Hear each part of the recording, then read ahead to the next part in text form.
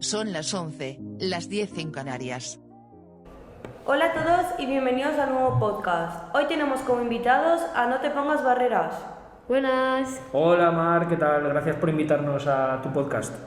¿Me podríais contar por qué os llamáis así? Pues bueno, básicamente con el nombre de No Te Pongas Barreras hacemos referencia a todos los obstáculos que tenemos en la comunicación, en el día a día. Entonces, bueno, mediante este podcast lo que vamos a intentar explicar es cuáles son estos problemas que nos encontramos diariamente a la hora de comunicarnos y también una serie de consejos para mejorar a la hora de poder hablar con los demás. Vale chicos, entonces, ¿qué son las barreras de comunicación? Pues mira, las barreras de comunicación son obstáculos que se dan en el proceso comunicativo y pueden llegar a entorpecer, hacer menos comprensible o distorsionar un mensaje. ¿Y qué tipos pueden haber? Pues realmente hay multitud de tipos de barreras como físicas, semánticas, administrativas, pero nosotros nos vamos a centrar más en las barreras psicológicas en este podcast. Entonces, contadme, ¿qué son las barreras psicológicas? Pues mira, las barreras psicológicas son las barreras que se vinculan a la persona, a su personalidad, al estado emocional que tenga en ese momento o incluso a la relación que tengan los interlocutores que participan en la conversación. Entonces son las que más nos interesan porque son las menos obvias. Todos nos damos cuenta, por ejemplo, cuando hay una pared y no puedes comunicarte bien con otra persona, pero no sabemos cuánto afecta el estado de ánimo de alguien en la relación que pueda tener con otra persona. Os vamos a contar una de las cosas que más llama la atención, el efecto Pigmalión, y os preguntaréis, ¿qué es el efecto Pigmalión? Bien, pues os vamos a explicar un poco lo que es. El efecto Pigmalión hace referencia a la capacidad de influencia que tienen las expectativas de una persona hacia otra. Consiste en la interpretación y creencia más o menos consciente de cómo la realidad debería ser. Ahora Carlos os va a explicar un poco una situación para que lo entendáis mejor. Muy bien, pues como hemos explicado en el vídeo, este fenómeno, el efecto Pigmalión, se da constantemente en el día a día. Por ejemplo, seguramente os habrá ocurrido que conocéis a alguna persona y por referencias que tenéis de antes puede caeros mejor o peor. Entonces esta influencia de la mente es a lo que se refiere este efecto Pigmalión, que básicamente las expectativas que tenemos sobre alguien influyen y al final profetizan, digamos, lo que se va a cumplir después. Este efecto puede afectar negativamente o positivamente, y cuando hablamos que afecta negativamente es cuando se convierte en una barrera psicológica. Madre mía, qué interesante.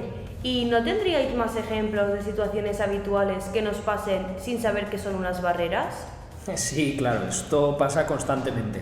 De hecho, no solamente pasa en la comunicación con los demás, sino que a veces esas propias barreras nos las autoimponemos a nosotros mismos. Por ejemplo, con los sesgos cognitivos que vamos a explicar a continuación. Seguramente os habrá pasado que en ciertos momentos habéis dejado de escuchar a alguien simplemente porque no queríais escuchar lo que os estaba contando. Y os preguntaréis que por qué ocurre esto y cómo podemos enfrentarnos a estas situaciones. Bien, pues muchas veces nos ponemos un bloqueo a nosotros mismos cuando no queremos escuchar algo que va en contra de nuestra manera de pensar o de nuestras creencias. De hecho, el cerebro es tan selectivo que tiende a recordar solamente lo que nos interesa y elimina ciertos recuerdos que no nos gustan. Vale, pues si queréis ponemos un último ejemplo y ya pasamos al siguiente tema. Vale, comentamos el último supuesto. ¿Nunca habéis tenido ideas preconcebidas sobre alguien sin ni siquiera saber cómo es? ¿Por qué nos pasa esto? Pues muy bien, a esto se le llama distorsión cognitiva y básicamente es cuando una persona malinterpreta constantemente las cosas y procesa la información de manera adecuada. Esto puede llegar a ser un problema muy grave porque no solo es una barrera de comunicación, sino que se puede convertir en un problema psicológico. Se da también en personas con problemas depresivos y podemos observarla, por ejemplo, cuando alguien sobregeneraliza constantemente una situación o ve las cosas de manera catastrófica, o incluso lo ve todo como un todo o nada o blanco y negro, cuando no hay un término medio en las cosas. El siguiente tema son las habilidades de comunicación, ¿no? ¿Qué son estas habilidades? Pues mira, estas habilidades son las destrezas que utilizamos diariamente para comunicarnos. Básicamente lo que nos enseñan desde pequeños y son importantes. Bueno, importantes no, realmente son imprescindibles porque día a día las debes de utilizar. Carlos, ¿tú crees que hay algunos consejos que deberíamos explicar para iniciar una conversación? Pues sí, claro, a ver, más allá de lo obvio, como por ejemplo saludar o presentarte al interlocutor, sí que podemos iniciar una conversación haciendo alguna pregunta casual sobre la otra persona, no sobre ella, sino sobre lo que está haciendo en ese momento, o incluso pedir permiso para unirte a la conversación. También puedes ofrecerle algo como excusa para participar o hablar de algo general sobre la situación, del contexto o sobre el clima, alguna cosa que esté ocurriendo en ese momento. Luego también hay un elemento interesante que es la técnica de la autoapertura, que bueno, no sé, Mireia, si nos puedes comentar un poquito qué es, quizá. Claro, consiste en contar aspectos personales de uno mismo, que no se trata de contar nuestra vida, sino más bien de abrirnos, de darnos a conocer, por ejemplo, con algún aspecto relevante, divertido, emotivo, de forma breve y que sea apropiado al momento. Respecto a mantener una conversación, también hay varios consejos que podemos aportar. El primero es tener un control entre escuchar y hablar, que se puede considerar incluso un arte porque es algo muy complicado de conseguir. Luego sonreír y mantener el contacto visual con la otra persona, tener una actitud relajada, respetar el turno de palabra y también el interesarnos por la otra persona y buscar temas que le puedan interesar. Respecto a la opinión, hay que expresar nuestra opinión sobre lo que estamos hablando, pero sin excedernos. Hay que asumir riesgos, pero no ir demasiado lejos. Luego también hay que gestionar el silencio y el ritmo de la conversación, formular preguntas abiertas que se refieran a motivaciones de la otra persona y no cambiar de tema demasiado. Hay que saber cuándo cambiar de tema, cuando la conversación ya no da más de sí, pero no cambiar constantemente. También podemos intercalar la escucha con el tiempo que dedicamos a hablar, buscando el equilibrio que hemos hablado antes y,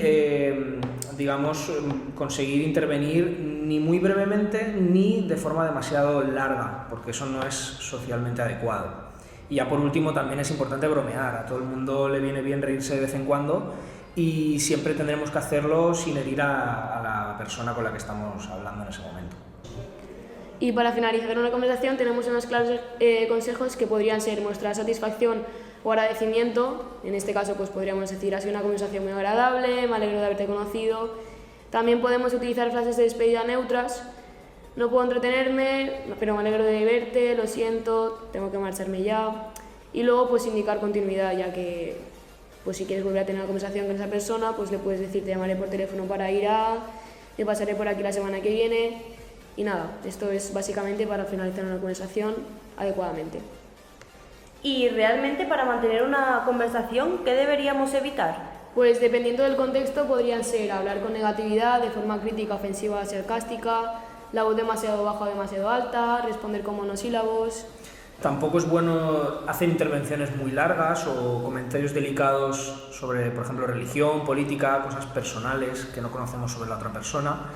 Y también la actitud que tenemos en la conversación. No podemos mostrar excesivo miedo a equivocarnos o a reconocer que no sabemos algo o a estar en desacuerdo. Eso al final lo único que va a causar es que no estemos a la altura de la propia conversación. Eso es. Buah, chicos, me ha parecido súper interesante lo que habéis venido a contaros en este podcast, así que muchísimas gracias por asistir y espero que volváis muy pronto. Muchísimas gracias a ti, ha sido un placer estar aquí y bueno, siempre que quieras pues ya sabes que nos puedes llamar. Muchas gracias, Mar, por invitarnos y esperamos que os haya resultado interesante a todos.